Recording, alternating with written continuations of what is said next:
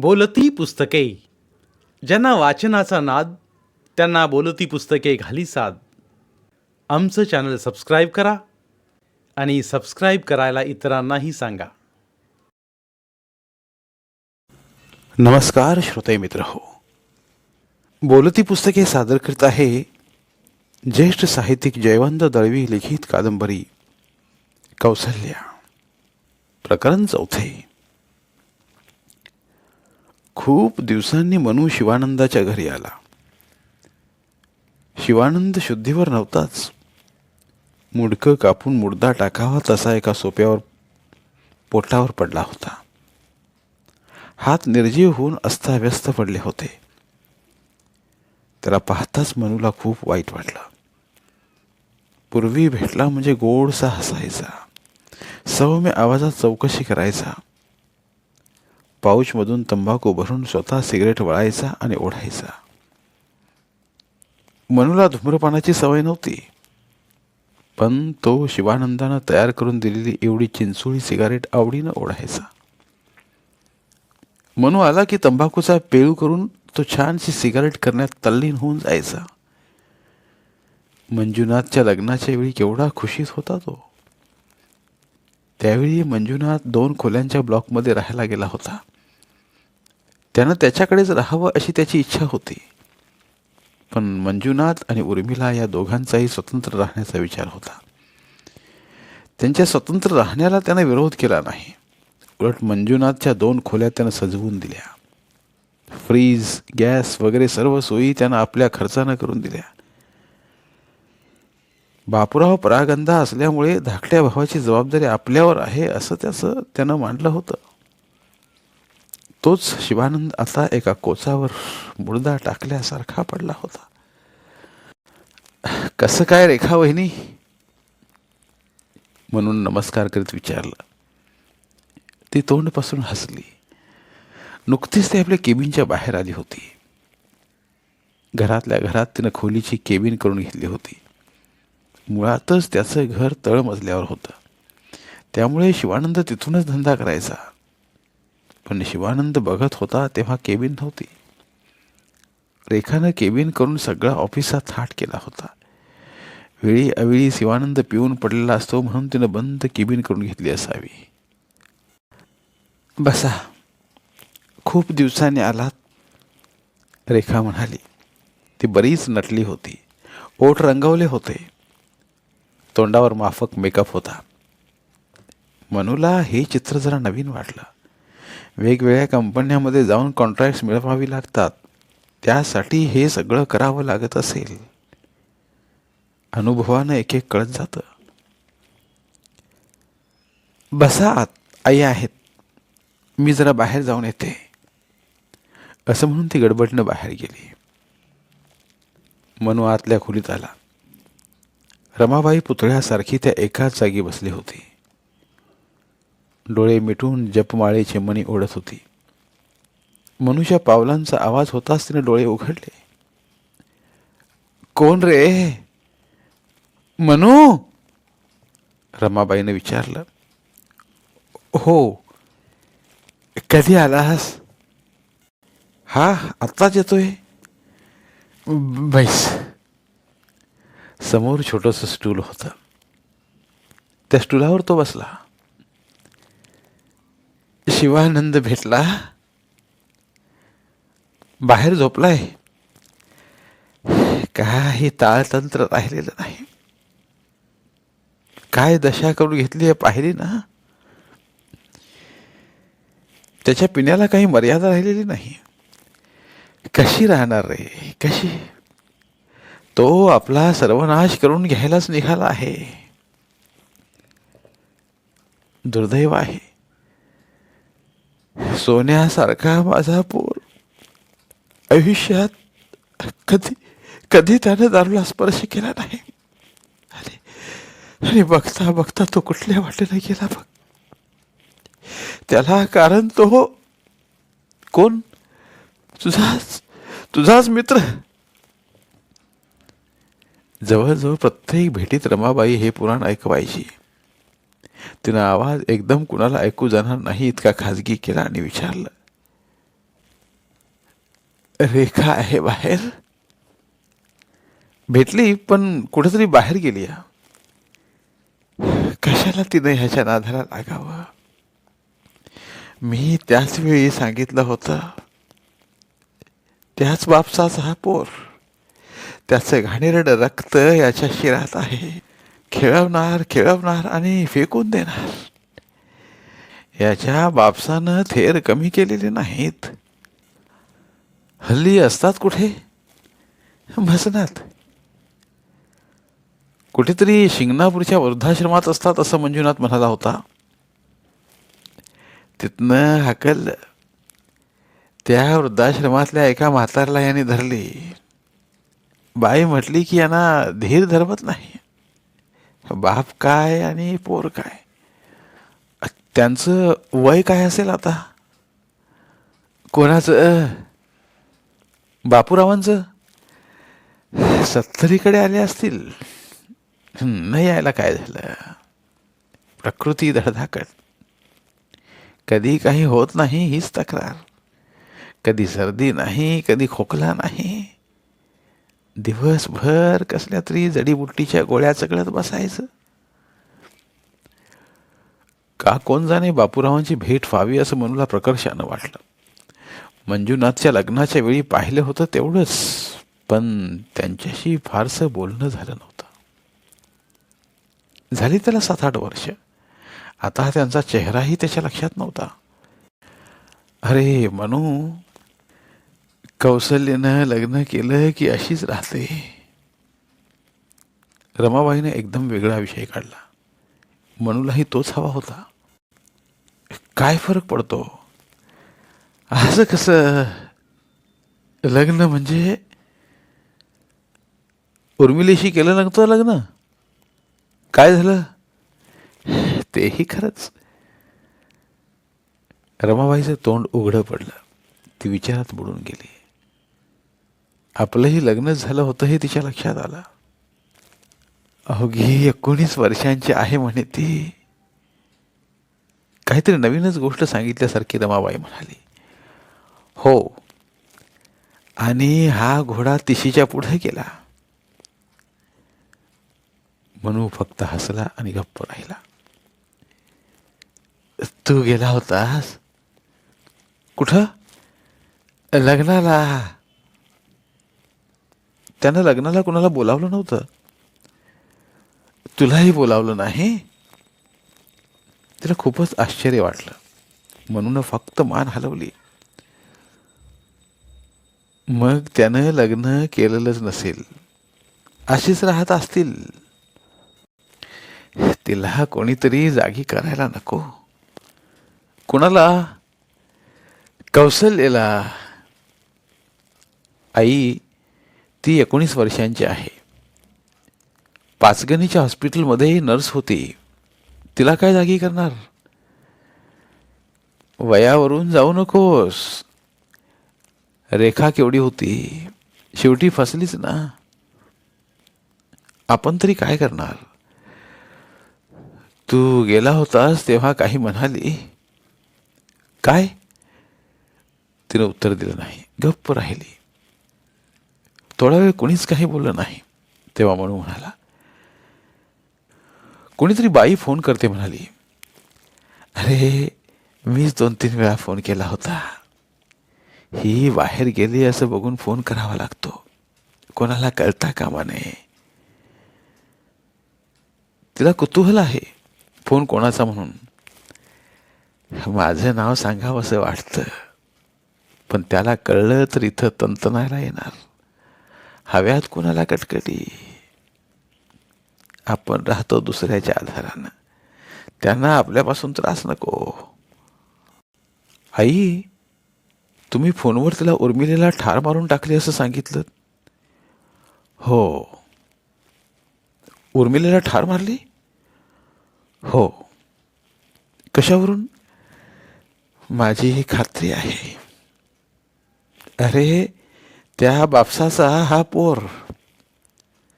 बापसानं नाही वाटेतले काटे काढले. सीताबाई कशी गेली? सीताबाई कोण? माझ्या पाठीवर आणलेली. घालवून द्यायला लागले. ती जाईना. उचलून विहिरीत टाकली आणि पाय निसटून पडली म्हणून सांगितलं. मनू विचार करीत राहिला. त्याच्या डोक्यात चित्रपटाचं कथानक घोळू लागलं. मग रमाबाई म्हणाली, यांच्यापाशी दया माया काही नाही. या एका बाबतीत पुढच्यास ठेस लागली तरी मागली शहाणी होत नाही. कोणी ना कोणी यांना नवीन मिळत जात. यांच्या डोळ्यावर पडदे येतात की काय कोण जाणे. मग थोड्या वेळानं ती म्हणाली, खरं म्हणजे तुला बोलावून घ्यावं असं मला वाटत होतं. का? हेच तुला सांगण्यासाठी. काय? हे निदान तू तरी तिला सांगून बघ. अजून वेळ गेलेली नाही म्हणावा. अजूनही त्याच्यापासून दूर हो. भिरकावून दे म्हणावं त्याला. रूपाची आणि पैशाची मिजाज उतरव. एवढं देखणं रूप त्याला कसं आलं परमेश्वर जाणे. शिवा नोकर शारदेला केजीमधून घेऊन आला आणि त्यानं मनूला चहा करून दिला. शारदा डुलत डुलत पुढं आली. लाजली नाही. जुनी ओळख असल्यासारखी ती मनूच्या अंगाला चिकटली. तिनं चांगलं बाळसं धरलं होतं. आता किती वर्षांची झाली? शारदेचा मुगा घेत मनूने विचारलं. 4थं चालू आहे. पुरुषांच्या अंगावर पडायची वाईट खोड आहे तिला. रमाबाई थोड्याशा तिरस्कारानंच म्हणाली. तिनं तिला आपल्या जवळ सुद्धा बोलावली नाही. ती मंजुनाथची पोरगी म्हणून तिच्या जीवाला नको असावी. तिच्या रूपात मंजुनाथचं रूप आता आता ठळकपणे दिसत होतं. हिच्या रूपाकडे पाहून सुद्धा शिवानंद दारूच्या नशेत जात असावा. बुद्धीनं हुशार आहे पण गुणानं द्वाड. रमाबाई वैतागानं म्हणाली. काय करते? एक कपडाही अंगावर ठेवीत नाही. दिवसभर नागडी असते. मनूला एकदम हसू आलं. बापाचा गुण एवढ्या लवकर अंगी यावा याचं त्याला आश्चर्य वाटलं. तो जायला उठला. हल्ली दिसतो कसा? तिने एकदम मध्येच विचारलं. हल्ली पाहिला नाही? त्यानं विचारलं. त्याला कुठं पाहिलाय? सिनेमातले फोटो पाहते. लग्नाला बोलावलं नव्हतं? बोलवायला तोंड कुठं आहे? आणि लग्न तरी केलंय की नाही कोण जाणे. चांगला दिसतो. प्रकृतीनं चांगला सुधारलाय. देवाघरचा न्याय कसा उलटा असतो बघ. रूप त्याच्याकडे, ताकद त्याच्याकडे, पैसा त्याच्याकडे, आणि शिवानंद माझा सच्शील सदाचारी, आणि त्याची ही अशी दशा. मनूलाही वाटलं खरं आहे.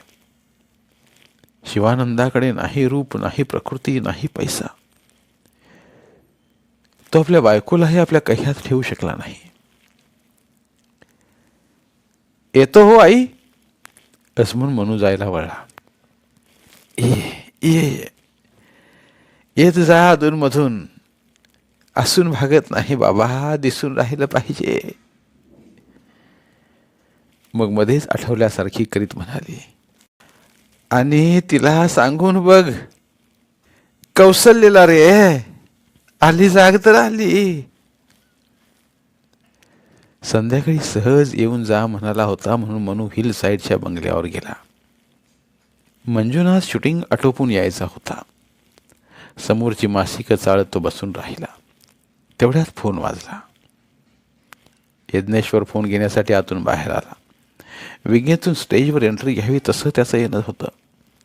कडक नेव्ही ब्ल्यू सूट, चकचकीत पॉलिश केलेले काळे बूट, साऱ्या हालचाली त्याच्या एखाद्या अव्वल नटासारख्या.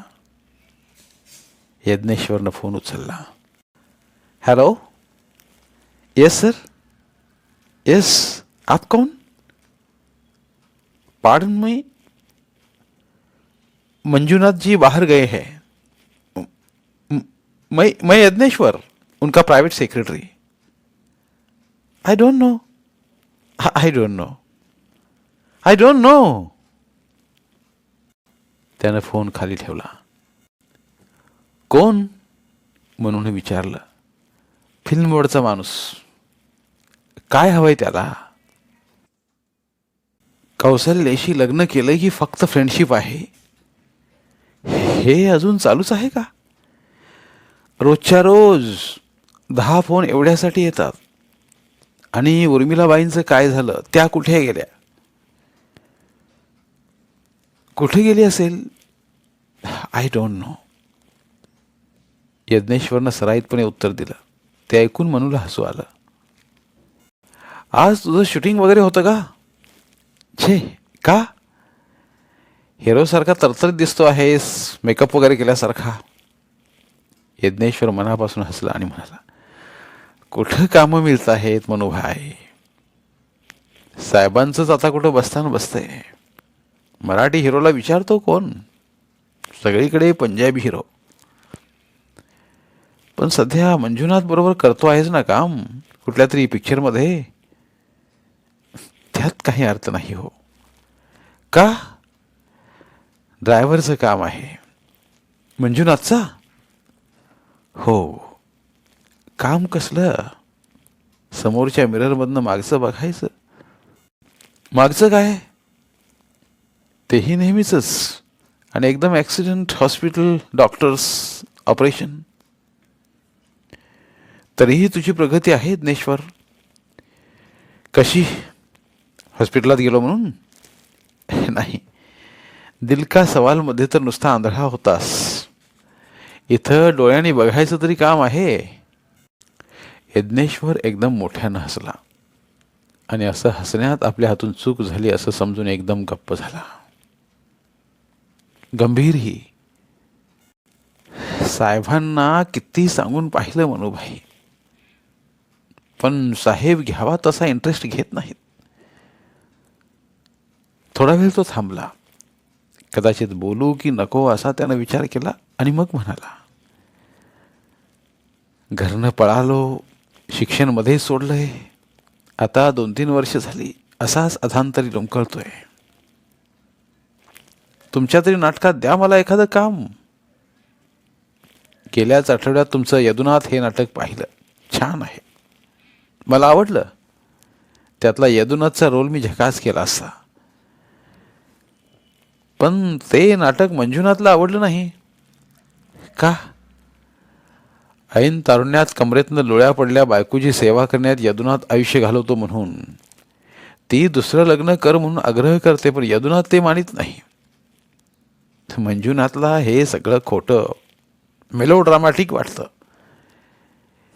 यज्ञेश्वर फक्त अर्थपूर्ण नजरेनं हसला. तेवढ्यात पुन्हा एकदा फोन वाजला. पुन्हा एकदा आय डोंट नो ची फेरी धरली. त्यालाही कौशल्य संबंधी आणि उर्मिले संबंधी जाणून घ्यायचं होतं. हा एक यज्ञेश्वरच्या डोक्याला तापच होता. झुंजारराव नाटक कुठेवर आलं म्हणून एक कुतूहल म्हणून विचारलं. मला रोल दिलाय जाधवरावाचा, मोठा रोल आहे. यज्ञेश्वर स्वतःवर खुश झालेला दिसला. हसत म्हणाला, साहेब झुंजारराव आणि कमलजा कौशल्य? हो. टीम छान जमली आहे. तालमी सुरू झाल्या? कपाळाच्या. एकदा वाचन झालंय, अजून कशाचा कशाला पत्ता नाही. बाई कुठं मंजुनाथ बरोबर गेल्यात? छे, कुठंतरी शॉपिंगला गेल्यात. माहेरी अजून समेट झाला नाही? तो नुसताच हसला. म्हणजे समेट झाला नसावा. मनूला वाटलं सगळं होऊन गेलं. आता वैर मिटून एकी व्हायला हरकत नव्हती. पण केरबा नानांनी ते फारच मनात ठेवलेलं दिसतं. दोघात 12-13 वर्षांचं अंतर आणि पहिली बायको कुठे बेपत्ता असताना तिच्या पाठोपाठ कौशल्यानं जावं हे त्यांना पटू शकलेलं नाही. त्यात त्यांचीही चूक नव्हती. धन्यवाद. उर्वरित कादंबरी पुढील भागात.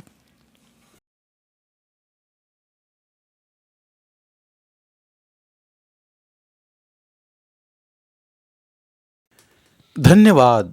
प्रिय श्रोते मित्र हो, आपल्यासाठी एक आवाहन. आमच्या चॅनलच्या प्लेलिस्ट विभागात तुमच्यासाठी शेकडो कादंबऱ्यांचे ऑडिओ बुक्स उपलब्ध आहेत. तिथे प्रत्येक कादंबरीचे सर्व भाग एकत्रित मिळतील. त्यामुळे सध्या सुरू असलेल्या क्रमशः कादंबरीच्या पुढील भागासाठी वाट पाहण्याची गरज नाही. तुमच्या वेळेनुसार तुम्ही संपूर्ण कादंबरी सलगपणे ऐकू शकतात आणि साहित्याचा आस्वाद घेऊ शकता. कृपया आमच्या चॅनलच्या होमपेजवर जाऊन प्लेलिस्ट चेक करा आणि तुमची आवडती कादंबरी निवडा. धन्यवाद.